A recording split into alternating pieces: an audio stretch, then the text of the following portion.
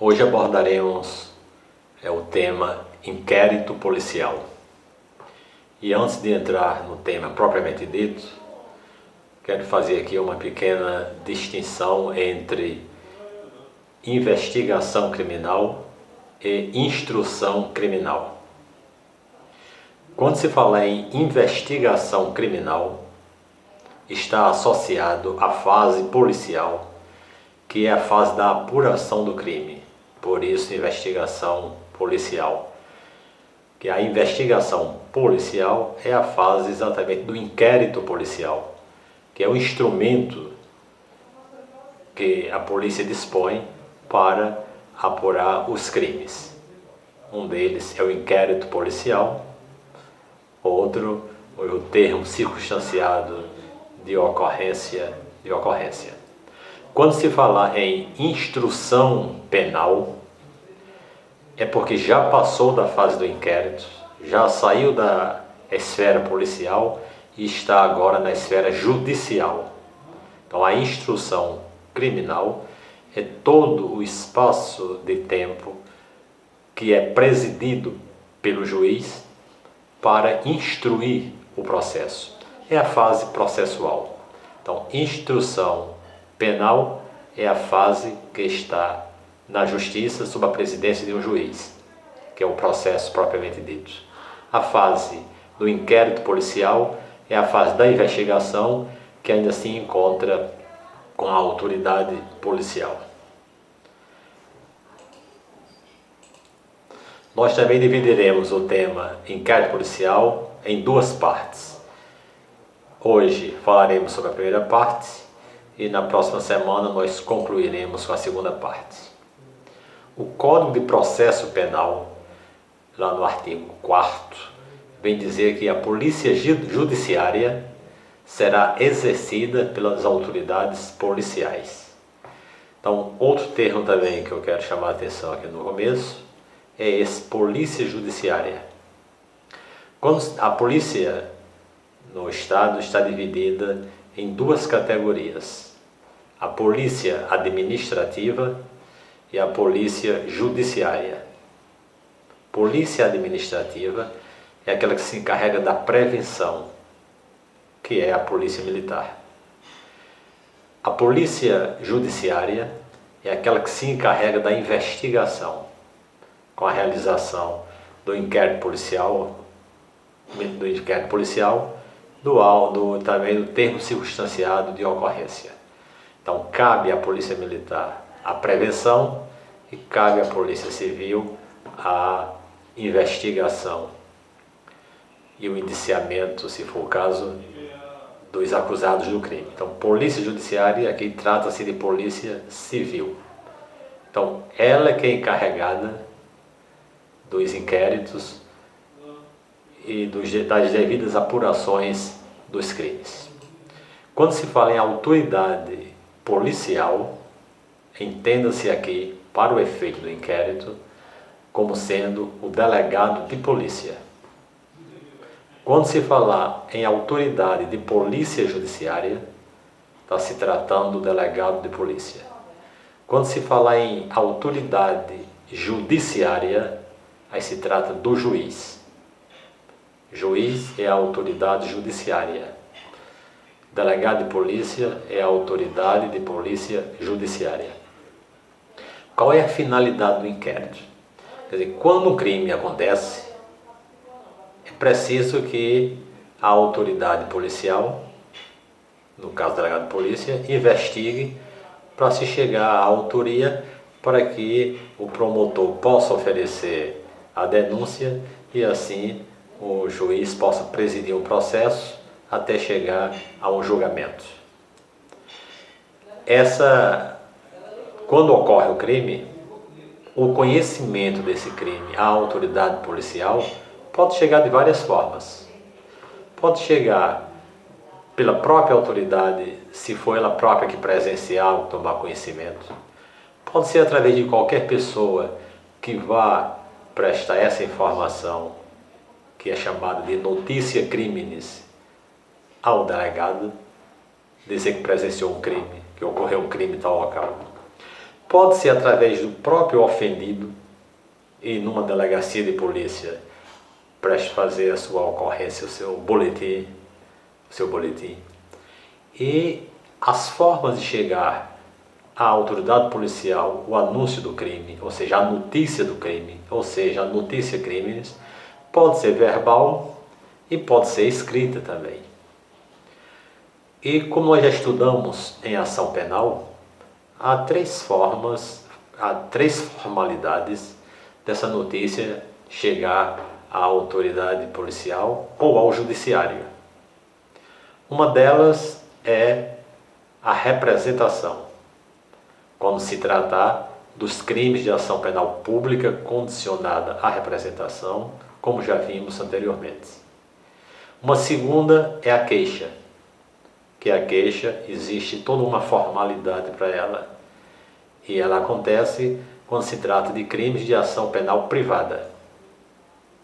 E a denúncia, que é já na fase judicial, é quando o crime se trata de ação penal pública incondicionada, em que o Ministério Público, através do promotor, solicitará da Justiça que seja intentada a ação penal.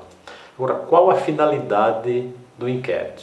Então, quem vai levar o fato à autoridade policial? Porque aquele que quer que ele apure. Se houve um crime, se esse crime está dentro da competência da polícia fazer a investigação, se este crime depende de uma representação ou de queixa, depois de apresentada a representação, depois de apresentada a queixa, ou o próprio delegado, ao tomar conhecimento nos crimes de ação pública incondicionada, ele vai iniciar a apuração. Que essa apuração pode ser iniciada através de um auto de prisão em flagrante, se o autor do crime foi preso em flagrante, ou através de um inquérito policial, se o autor do crime está em liberdade e se não houve flagrante. Então, a primeira finalidade é apurar infrações penais.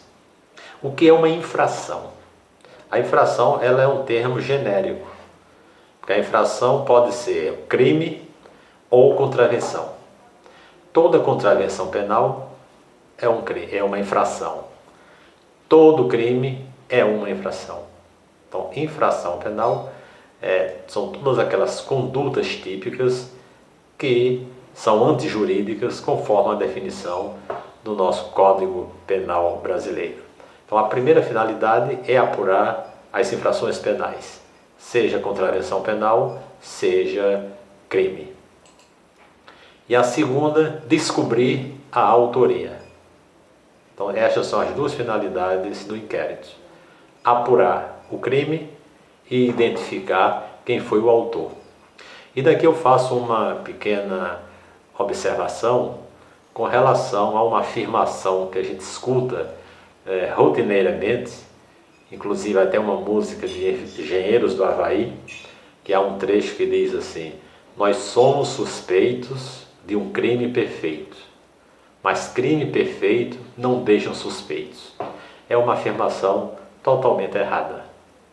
Como nós já vimos num dos primeiros vídeos nossos, ao falarmos em crime tentado e crime consumado, quando se falava do crime consumado, dizíamos que crime consumado é aquele que percorre todo o iter criminis, todo o caminho do crime. É aquele que tem todos os elementos de sua definição legal.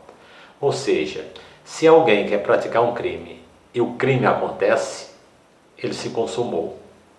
Se o crime se consumou, diz-se que é um crime perfeito. Então, o crime perfeito não é aquele que não deixa suspeito. O crime perfeito é aquele que se consuma.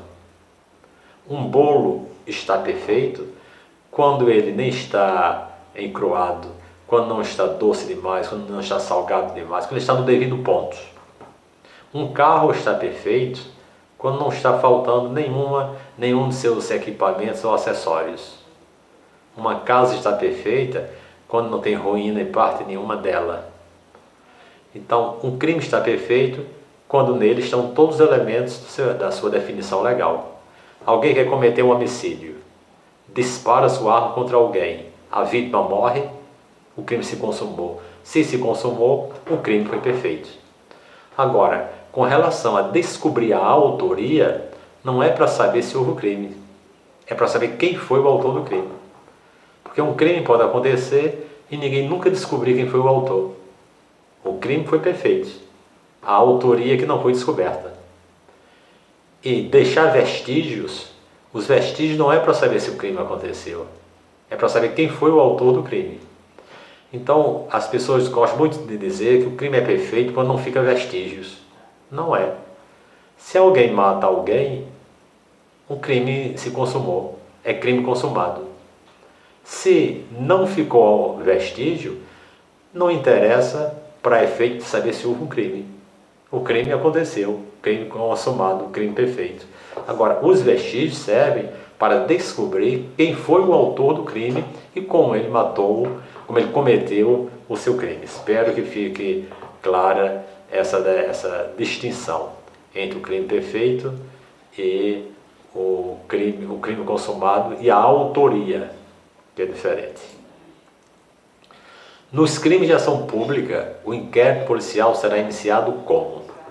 Nós vimos, quem não assistiu ou participou dos nossos vídeos anteriores, ou até de algumas lives que também nós fizemos, quando falamos de ação penal, se não ficar muito entendido algumas afirmações que eu fizer e que se referir à ação pública, eu sugiro que possa entrar no Instagram guimarães.hilton, que lá estão salvos todos os vídeos que nós fizemos tratando do tema. Então aqui diz assim, nos crimes de ação pública, vamos entender aqui a ação pública incondicionada. Ou melhor, a ação pública condicionada e a ação pública condicionada à representação. São as duas modalidades de ação penal pública, porque temos uma terceira, que é a ação penal privada. Então, se a ação é pública,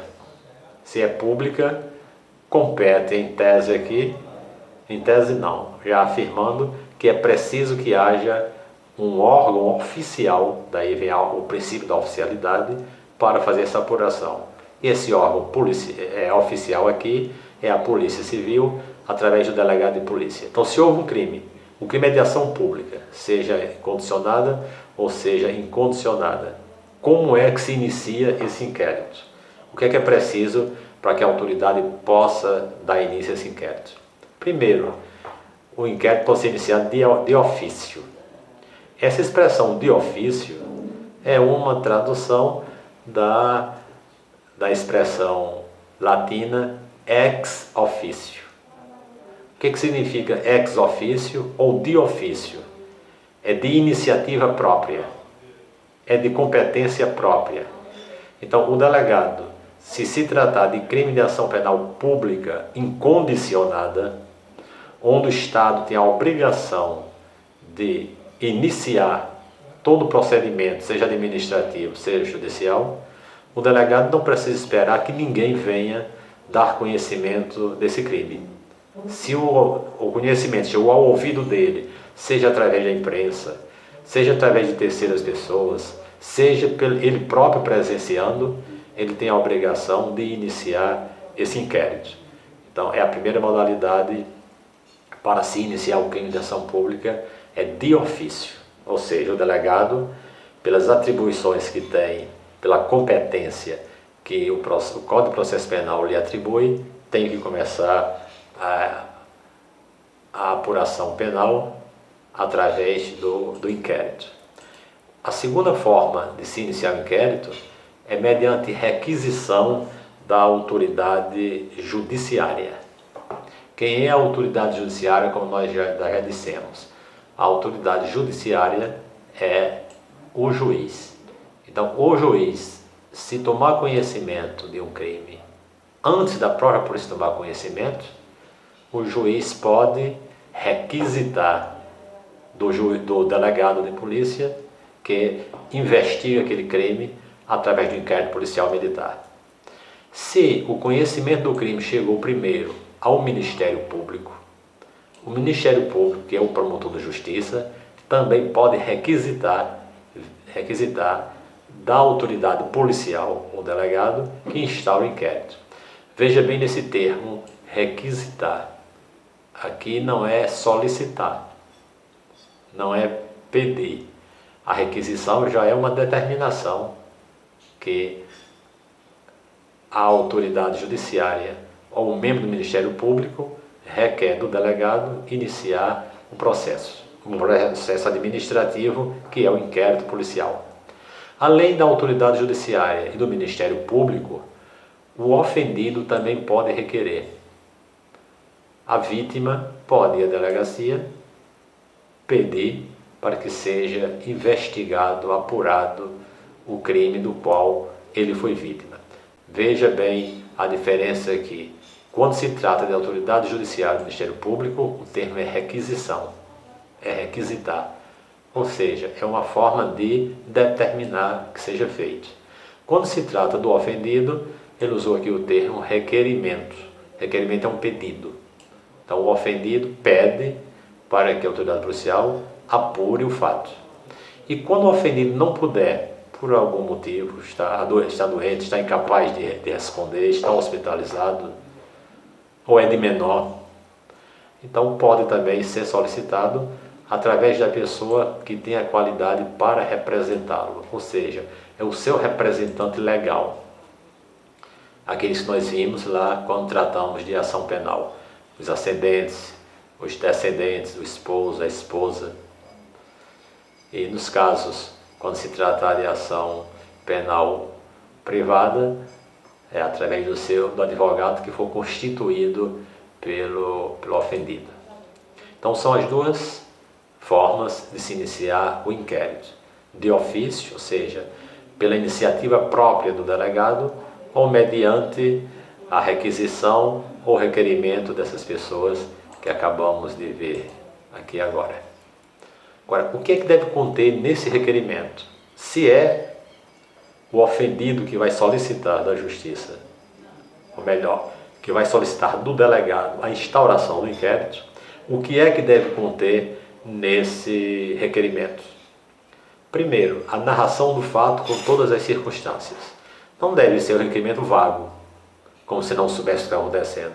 Ele tem que fazer uma narrativa, contar o que aconteceu, onde foi, quem foram as pessoas envolvidas, quer dizer, com detalhes para facilitar que a autoridade policial possa iniciar o seu inquérito. Deve também fazer a individualização do indiciado. Quem é o indiciado? Na fase de inquérito, aquela pessoa contra quem está sendo acusado o crime vai se chamar de indiciado. Daí que vem da palavra de inquérito. Então, quando a autoridade policial reconhece que há indícios suficientes contra o acusado, indicia, que depois eu falarei sobre isso, e a partir do indiciamento ele será chamado de indiciado. Então, não é suficiente que quem vai requerer deixe vago, deixe genérico, sem indicar quem foi que participou de fato do crime, individualizando, para que não haja injustiças ou abuso de autoridade por indução ao erro da autoridade policial contra a pessoa que deve ser investigada. Deve-se também, a não ser em casos raros, indicar as testemunhas. Quem foram as testemunhas que estavam presentes? Quem tem conhecimento do fato? Quem, mesmo não estando presente, mas tomou conhecimento do fato de alguma forma? Então, aqui tem que fazer a qualificação dessa testemunha para facilitar a intimação dessas testemunhas. E quando se fala de qualificação da testemunha, é o quê? É citar o nome, filiação, endereço, profissão e a numeração de documentos, para que facilite a autoridade policial intimá-los para ser ouvido durante a sua investigação criminal. Do despacho, quem deferiu o requerimento de abertura de inquérito caberá recurso para o chefe de polícia. Vejamos bem aqui alguns pequenos esclarecimentos. Se o ofendido ou quem tenha a qualidade para representá-lo requerer da autoridade policial que faça um inquérito para apurar tal fato, e se o delegado indeferir, ou seja, não aceitar o requerimento e com isso não iniciar o inquérito, cabe recurso, ou seja, pode o ofendido recorrer para alguém? Pode. Aí surge aqui essa expressão que não é usual hoje mais, que é essa questão chefe de polícia. São expressões que existiam lá no passado, mas ainda está no Código Penal, porque o Código de Processo Penal, aliás, é da década de 40. Então existia a figura dos chefes de polícia em cada comarca, em cada circunscrição. Hoje não existe mais essa figura. Hoje existem as figuras do delegado geral, do superintendente de polícia e do secretário de segurança pública.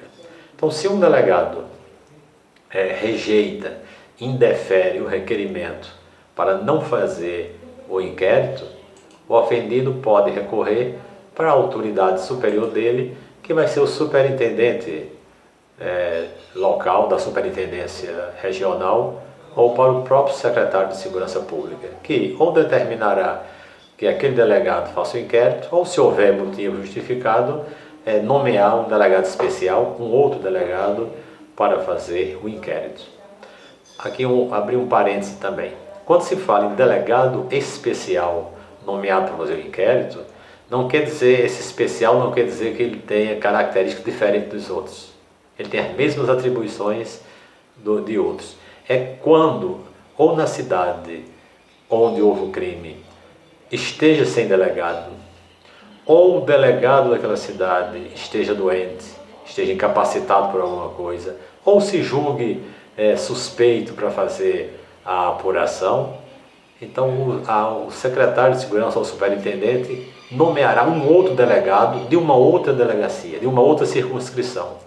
Como é um delegado de uma outra delegacia ou de outra cidade que está vindo apurar um fato que não está dentro da sua área de atuação, por isso que se chama de um delegado especial, porque ele não era aquele delegado que foi nomeado para aquela delegacia. Por exemplo, Campina Grande tem várias delegacias, tem várias autoridades policiais para cada tipo de crimes. Os crimes de homicídio, contra a vida, os crimes de roubo e furto é outro, os crimes contra menor e adolescente, a criança e adolescente é outro, crimes contra a mulher é outro, crimes contra a economia popular é outro, e assim por diante. Então, digamos que houve todo crime que acontecia aqui em Campina Grande, se for crime de homicídio, todos são da competência da Delegacia de Homicídios. E assim por diante, de acordo com a qualificação dos crimes. Digamos que houve um homicídio aqui em Campina Grande e o delegado de homicídio ou os delegados de homicídio daqui de Campina Grande estejam impedidos por algum motivo de atuar. Digamos, no período de pandemia, digamos que todos estivessem, com a Covid e estivesse fora de suas atividades. Esse delegado foi nomeado para atuar na delegacia de homicídio de Campina Grande. Como momentaneamente estava sendo delegado por algum motivo, a autoridade superior vai nomear um delegado de outra delegacia para vir especificamente fazer esse inquérito. Por isso chama de delegado especial.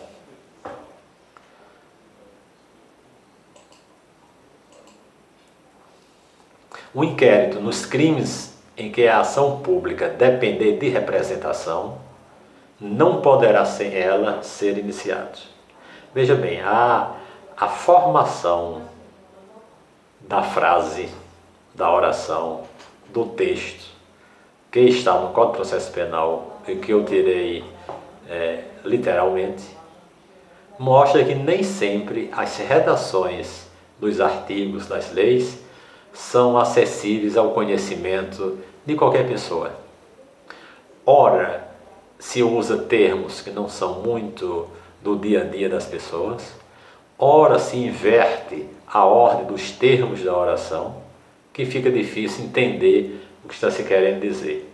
Então, uma pessoa que nunca leu nada do direito, que nunca assistiu nenhuma aula de direito, que nunca leu nada sobre direitos, talvez não dê para entender assim de cara o que quer dizer esta afirmação. O inquérito nos crimes em que a ação pública depender de representação não poderá, sem ela, ser iniciado. Então vamos aqui analisar alguns pontos que estão dentro desse enunciado. Primeiro, os crimes em que a ação pública. Aqui já está excluindo daqui os crimes de ação penal privada. Aqui vai se tratar ou de ação penal pública e condicionada, ou de ação penal pública condicionada, que quem assistiu, quem ouviu, viu ou participou de alguma outra explanação anterior, já sabe do que se trata. Que a ação penal pública condicionada é aquela em que a autoridade policial não precisa que uma terceira pessoa solicite que seja feito o inquérito. Ele, de ofício, iniciará esse inquérito, que ele tem a obrigação de fazer isso, que alguém peça ou que não peça. Mas aqui, no texto, vem dizendo aqui, no inquérito, cujos crimes dependam de ação pública, dependendo de representação. Então aqui já disse que essa ação penal pública é condicionada à representação. Ou seja, que são aqueles crimes cuja pena são abaixo de 2 anos. Então, se o crime é de ação pública, que depende de representação de quem? Do ofendido. Porque o crime é abaixo de 2 anos e a nossa legislação já prevê isso. Que os crimes abaixo de 2 anos só se procede mediante representação. Então, são crimes de ação pública condicionada à representação. Então, se trata desse crime de ação penal pública condicionada à representação, se não houver a representação do ofendido, o inquérito não pode ser iniciado. Mesmo que o delegado tome conhecimento que aconteceu um crime, mas esse crime depende da representação e o ofendido não vem representar, o delegado não pode tomar providência nenhuma. Porque o interessado maior, neste caso, é o ofendido, e o ofendido ou não está se sentindo, de fato, prejudicado, ou estando, por alguma outra razão, não quer que a investigação seja feita. Por exemplo, se alguém comete um crime de calúnia contra uma terceira pessoa, se a vítima da calúnia não for representada na delegacia, mesmo que o delegado tome conhecimento, não pode fazer nada. Porque o Código já diz que nos crimes em que a ação pública depender da representação, a autoridade policial só pode iniciar o inquérito se houver a representação. E já explicamos em vídeos anteriores o que é a representação e como ela pode ser feita. Então, quem quiser, quem não tiver participado dos vídeos anteriores, que possam ir lá assistir. Nos crimes de ação privada. Crime de ação privada é aquele que o interessado maior na apuração é o particular. O Estado não tem aqui essa legitimidade para iniciar essas ações. Então, nos crimes de ação privada, a autoridade policial somente poderá proceder a inquérito a requerimento de quem tenha qualidade para intentá-la. Então, vejamos bem, o crime de ação penal privada, o instrumento capaz de levar o conhecimento desse crime à autoridade policial, requerendo que seja apurado, chama-se de queixa. Então, o particular vai requerer. Esse requerimento é através de um documento chamado queixa, e que a queixa tem uma formalidade e é feita através de advogados. Então, se o crime é de ação penal privada e não houver a queixa formalizada, o delegado também não pode iniciar o inquérito. Fica aguardando que o particular venha apresentar a queixa para que ele possa apurar. Tomado conhecimento do crime, seja pela representação, seja pela queixa. Que providências a autoridade policial vai tomar? O que é que ele deve fazer? Ou também nos crimes em que são de ação pública incondicionada, que não precisa ninguém ter requerido, basta ele ter conhecimento. Então vamos ver quais são as atitudes, as providências que o encarregado, que é o delegado de polícia, deve fazer quando toma conhecimento de um crime. Primeiro, dirigir-se ao local, providenciando para que não se altere o estado e conservação das coisas, até a chegada dos peritos criminais. A autoridade policial vai se dirigir ao local para fazer os primeiros levantamentos, isolar o local para que não se alterem as provas que ali estão e solicitar a presença dos peritos criminais para fazer aqui a perícia do local de crime. Segundo, apreender os objetos que tiverem relação com o fato, após liberados pelos peritos criminais. Então, os peritos chegam, vão fazer o levantamento do local do crime e os instrumentos que ali estiverem e que tiverem tido ligação com o crime, seja uma arma, seja o carro, seja um outro instrumento qualquer, mas que teve ligação com o crime, documentos, etc., a autoridade policial vai apreender aqueles documentos para, com eles, fazer as perícias devidas e aí efetuar toda a sua investigação, para que não dificulte a descoberta do crime. Terceiro, deixa eu fazer aqui uma observação. Digamos que o crime é um crime, digamos, de homicídio, de lesão corporal grave. Aqui há duas perícias que vão ser feitas. Essa primeira que eu falei aqui é a perícia do local de crime. Digamos que o cadáver esteja lá estirado no chão, estendido no chão. Esses peritos que vão chegar não vão fazer a perícia do cadáver, vão fazer a perícia do local do crime. Vão fazer o quê? Fotografar, ver a posição, o ângulo, quais são os instrumentos que estão ali dentro, os objetos, o que é que está quebrado.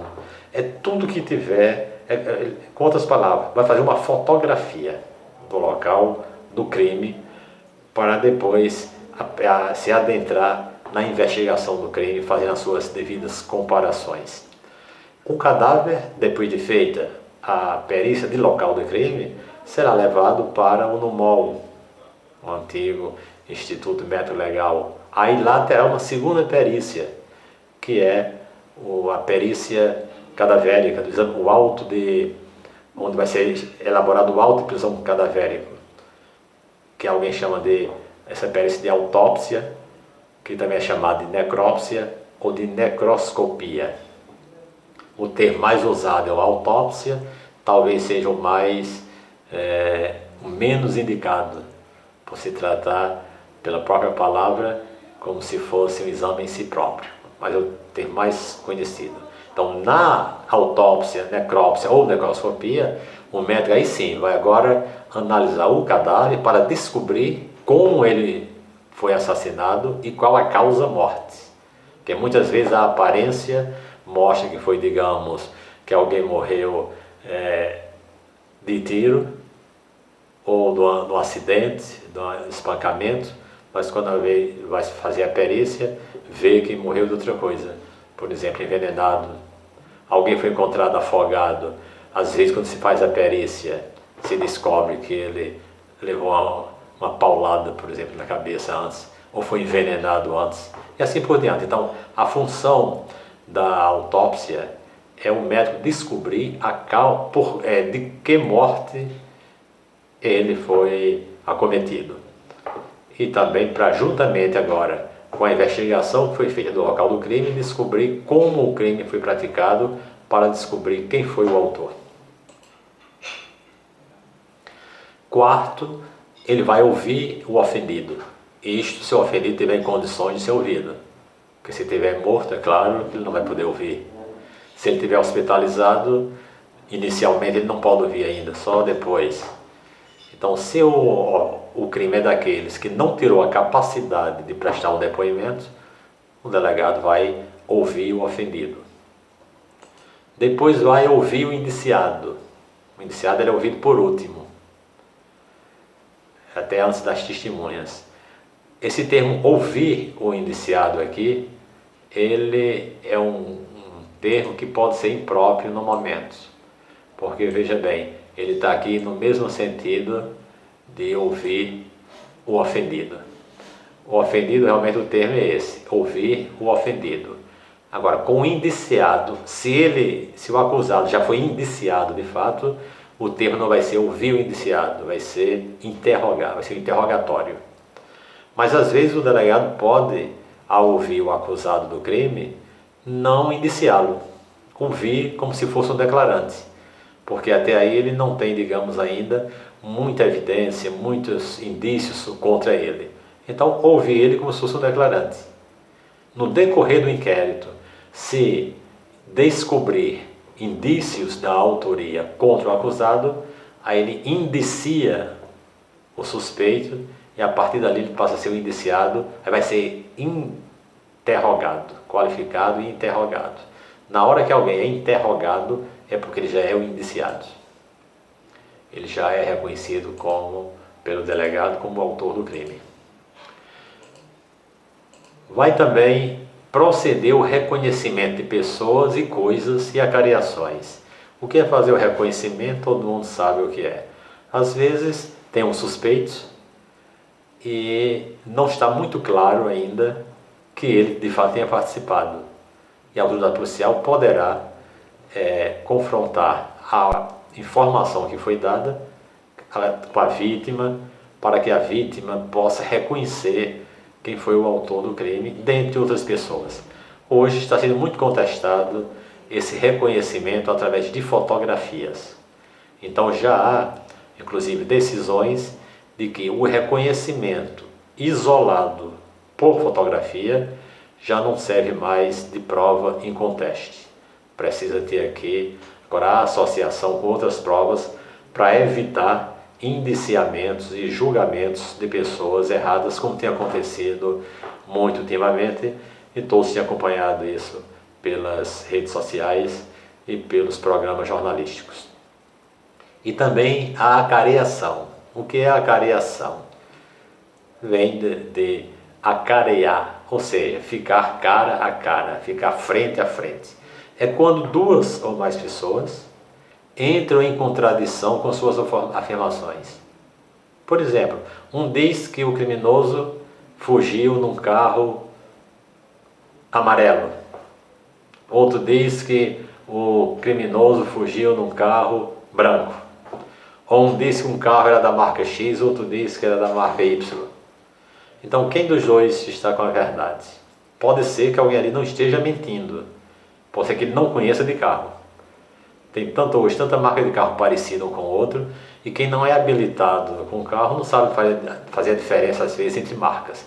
Então a autoridade policial chama aquelas duas pessoas ou mais que divergiram no mesmo ponto, para que um na frente do outro afirme sobre aquele ponto divergente, para descobrir quem dos dois está com a verdade, não para saber se ele está mentindo, porque ele pode ter se enganado, pode ter se equivocado realmente, mas para descobrir qual de fato era, digamos, o carro que estava com o criminoso, para facilitar a identificação. Então isso se chama de acareação. A autoridade policial vai também determinar, se for o caso, que se proceda a exame de corpo de delito e a quaisquer outras perícias. O Código de Processo Penal vai dizer que nos crimes que deixam vestígio é indispensável o exame de corpo de delito direto ou indireto. Ou seja, se deixou vestígio, se for um hematoma, nos casos dos crimes de lesão corporal, nos crimes de homicídio, num arrombamento, que fica os vestígios, numa porta que foi arrombada, numa explosão de banco, etc., o delegado vai determinar que seja feito o exame de corpo de delito para que mais tarde não haja dúvida sobre aquela afirmação que ele vai fazer lá no seu relatório. Ou outras perícias que for necessária, um exame de balística, um exame de datiloscopia, um exame toxicológico, e assim por diante, dependendo da natureza do crime.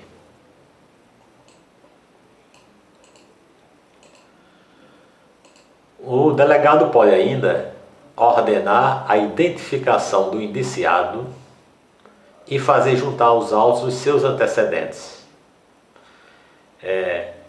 As pessoas todas têm um RG, que ali é chamada identificação civil.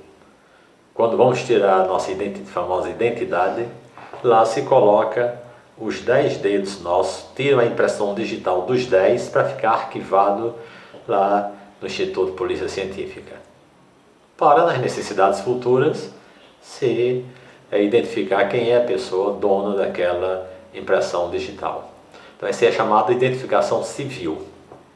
Quando a pessoa não tem essa identificação civil, ou o criminoso aparece com várias identidades, ou a identidade está rasurada, por exemplo, a autoridade policial pode determinar aí a identificação criminal.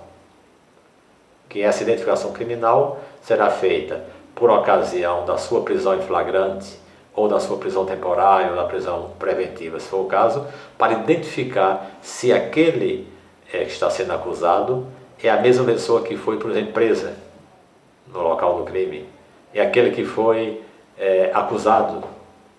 Então aí chama-se de identificação criminal.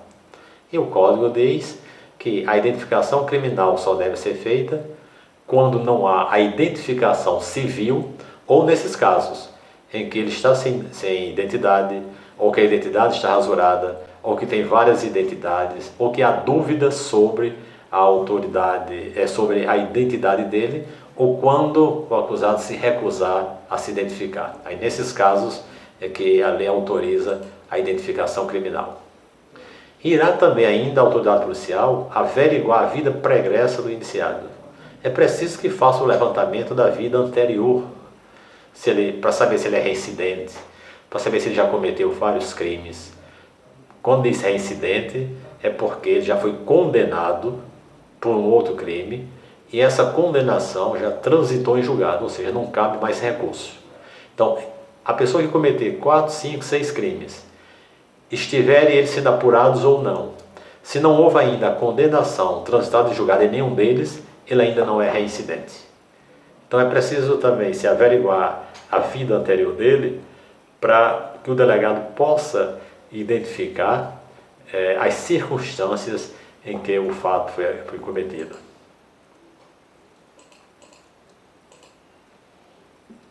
A autoridade policial, que é o delegado de polícia, poderá proceder à reprodução simulada dos fatos, desde que este não contrarie a moralidade ou ordem pública.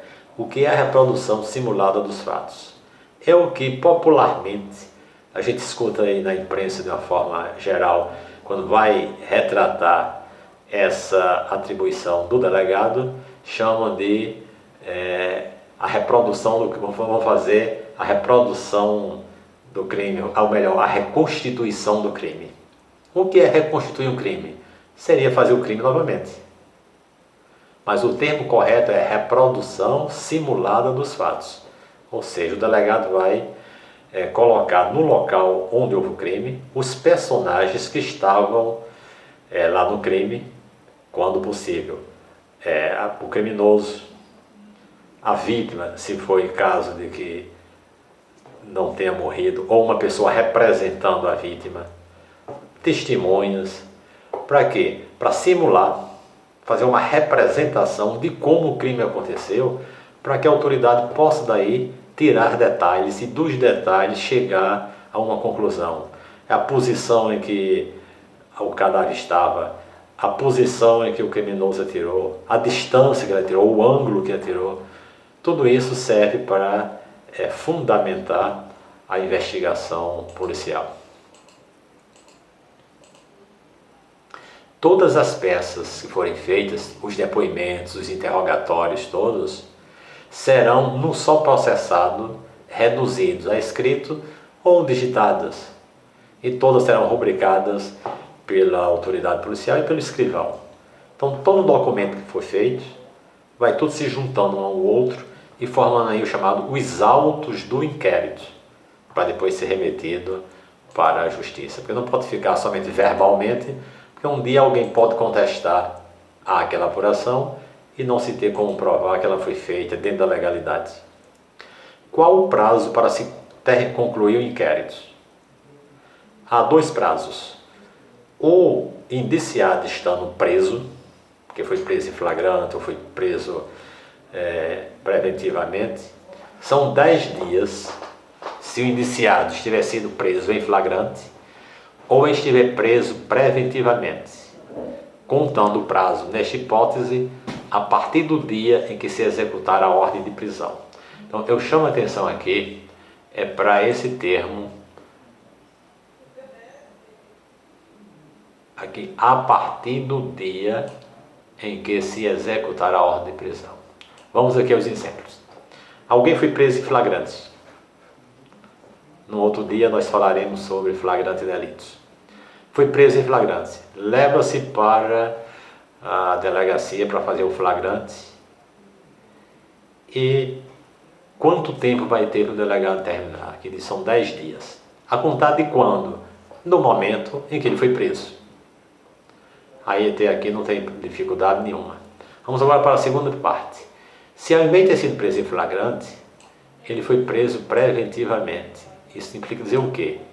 É que ele está solto. O delegado está fazendo inquérito e solicita do juiz que seja expedido um mandado de prisão preventiva. Então o juiz determina, através de um mandado, a prisão preventiva. Então no dia que ele for preso, a partir do dia que ele for preso, vai se contar os 10 dias para a conclusão do inquérito, e não do dia em que houve o crime. Digamos que ele estava solto. O delegado solicitou, está foragido. O delegado solicitou do juiz a decretação da prisão preventiva. O juiz decretou a prisão. No dia que ele foi encontrado, essa prisão não é em flagrante. Essa prisão é prisão preventiva. Ou então, ele está preso em flagrante. O delegado começa a fazer o inquérito, o flagrante. Vai apresentar na justiça, ao juiz, para a audiência de custódia. Lá o juiz analisa a legalidade da prisão, a formalidade, vê que está tudo correto e entende que ele deve continuar preso. Então o juiz vai e decreta aí a prisão preventiva. Então o prazo para ser contado não é do dia que foi preso em flagrante, aqui, mas do dia em que o juiz determinou a prisão preventiva dele. Quer dizer, no caso aqui, tudo bem, porque ele já vinha preso em flagrante, então conta-se do flagrante. Mas se no curso do inquérito ele está em liberdade, ele não foi preso em flagrante, o prazo vai contar de quanto tempo e a partir de quando. O prazo vai ser de 30 dias se o acusado estiver solto. Essa soltura seja através da fiança, dos crimes afiançáveis, ou solto naqueles crimes que não precisaria nem de fiança. Então são 30 dias. Agora vem aqui um detalhe que pode ser um complicador num concurso, numa questão. Alguém foi, digamos, o inquérito começou no dia 10 de junho. O indiciado, quer dizer, o acusado está solto. O delegado tem 30 dias, em tese, para terminar esse inquérito. Lá no 20º dia, no 25º dia, o juiz decretou a prisão preventiva e o indiciado foi preso preventivamente no 25º dia da instauração do inquérito. Então, pelo item que nós lemos aqui há pouco, essa parte dos 10 dias, então já o inquérito era 30 dias porque o indiciado estava solto. O juiz decretou a prisão preventiva no 25º dia, faltava apenas 5 dias. E no 25º dia foi executada a prisão preventiva. Então, a partir do dia que foi decretada, foi cumprida a prisão preventiva, o delegado vai ter mais 10 dias daí para frente para terminar o inquérito. O inquérito ia terminar em 30 dias, terminará agora em 35 dias. Agora, quando o fato for de difícil elucidação, aqueles fatos mais complicados, que envolvem muitos réus, que envolvem locais diferentes, que encampa aqui uma complexidade muito maior, e o indiciado estiver solto, a autoridade poderá requerer ao juiz a devolução dos autos para ulteriores diligências que serão realizadas no prazo marcado pelo juiz. Então, o indiciado está solto.